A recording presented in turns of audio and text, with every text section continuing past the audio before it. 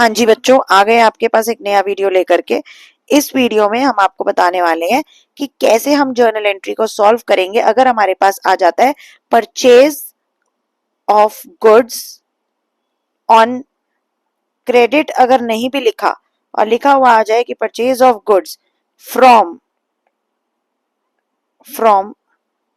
Shyam for ₹60,000, तो हम इस एंट्री को कैसे सॉल्व करेंगे। सबसे इंपॉर्टेंट चीज जो मैं आपको अपने हर क्वेश्चन में बताती हूँ, सॉल्व करने से पहले हर वीडियो में बताती हूँ, वो ये है कि बेटा फॉर्मेट कैरीज मार्क्स। तो आपने जरूर फॉर्मेट बनाना बिल्कुल नहीं भूलना है। फॉर्मेट के साथ कोई कॉम्प्रोमाइज नहीं रहेगा हमारा। डेट, पर्टिकुलर अमाउंट, जिस तरीके से एक छोटा सा क्वेश्चन एक ट्रांजेक्शन करने के लिए भी मैं फॉर्मेट बना रही हूँ, आपने भी फॉर्मेट बनाना बिल्कुल नहीं भूलना। पहली चीज। दूसरी चीज, जर्नल का हेडिंग लिखना बहुत जरूरी है, specially in the books of के साथ। लेकिन यहाँ पे मैंने कोई प्रॉपर जर्नल का एंट्री नहीं लिया है, इसलिए मैं इसको बहुत ही सिंपल तरीके से सॉल्व कर रही हूँ।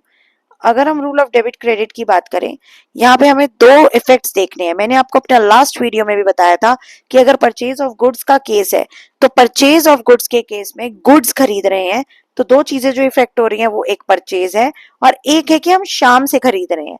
शाम से खरीद रहे हैं अगर लिखा नहीं है जब तक कि फॉर कैश, तब तक हम यही मानते हैं कि ये ट्रांजैक्शन हमारी क्रेडिट ट्रांजैक्शन है। क्रेडिट मतलब हमने शाम से उधार पे खरीदा है।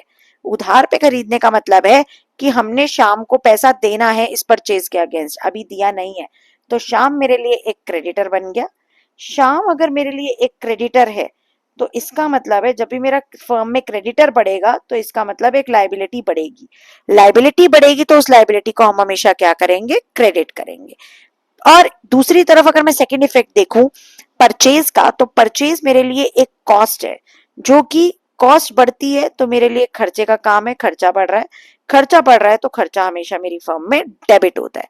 तो इस इफेक्ट को याद रखते हुए और ट्रांजैक्शन को इस तरीके से लिखते हुए कि परचेज डेबिट है, तो डेबिट आइटम को ऐसे रिप्रेजेंट करेंगे और उसके सेंटर से क्रेडिट आइटम को रिप्रेजेंट करेंगे। या तो आप शाम लिख सकते हैं या शाम्स अकाउंट लिख सकते हैं। डेबिट के सामने डेबिट की अमाउंट, क्रेडिट के सामने क्रेडिट की अमाउंट, और नरेशन लिखना बिल्कुल नहीं भूलेंगे, being goods purchased from Shyam. इस तरीके से आपने क्वेश्चन को रिप्रेजेंट करना है।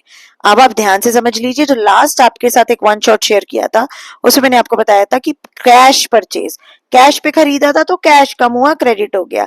लेकिन यहाँ पे क्रेडिटर क्रेडिट क्यों हुआ, क्योंकि वो एक लायबिलिटी है, वो बढ़ेगी तो वो क्रेडिट होगी। डिफरेंस को ध्यान से समझिएगा। और ऐसी इंफॉर्मेशन के लिए और इस तरीके के क्वेश्चंस के लिए चैनल के साथ जुड़े रहिए और चैनल को सब्सक्राइब कीजिए।